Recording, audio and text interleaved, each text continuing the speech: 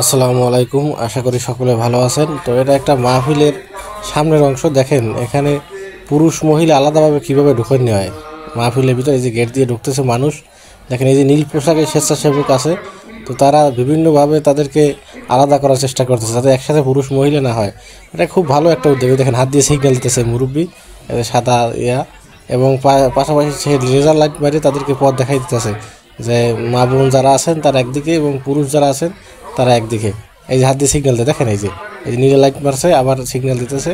তো এই যে নীল লাইট, এই যে লাইট মারতেছে, এই যে নীল যে বাতি জ্বলে। তো এটা একটা প্রশংসনীয় উদ্যোগ, বিশেষ করে ওয়াজ মাহফিল হইলে যে পুরুষ একভাবে মহিলা একভাবে থাকবে এবং তারা আলাদা বসবে। তো আসলে এটা একটা প্রশংসা পাওয়ার যোগ্য। তো এই মাহফিলটায় যখন গেছিলাম তখন এই ভিডিওটা করছি যে আসলে এটা আসলে যারা মাহফিল করেন বা আয়োজক কমিটি আছেন তাদের দেখা উচিত যে কীভাবে আসলে পুরুষ মহিলা আলাদা হবে। এই যে দেখেন এই যে বাতি দিয়ে সিগন্যাল দিয়ে তাদেরকে অন্যদিকে পাঠিয়ে দিতেছে।